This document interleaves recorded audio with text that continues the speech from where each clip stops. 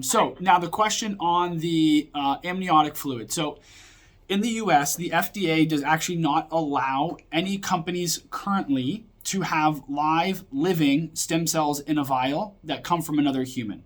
Unless you are talking about cancer and you have leukemia and things like that, and you're getting like a bone marrow transplant or something like that from a donor, that's completely different.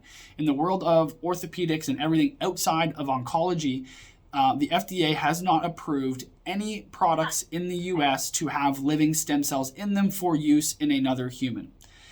Now, over the past 4 years or so, there have been companies who have used loose loopholes to kind of get around this, where they will tell the FDA that they don't have cells in their products, but then the companies will go around and they'll tell their reps, we have cells, living stem cells in these vials, even though they actually don't have the proof of that, because if they had the proof, then the FDA would say, hey, wait a minute, you have living cells, this is a drug, you're not allowed to do this.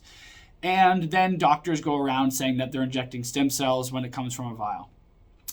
So there may be some companies out there that have stem cells in a vial, but the reality is that it's going to be hit or miss if that's actually the case, because almost no company has the scientific proof, I should say, to show that what they have in there is a living mesenchymal stem cell.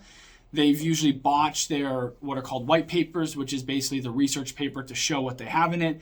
They just don't meet what is considered the gold standard for the criteria to define a mesenchymal stem cell. And so most of the time, those products are acellular, so all the cells in there are dead. That doesn't mean they're not effective. They have growth factors, they have cytokines, they have components of the extracellular matrix in them.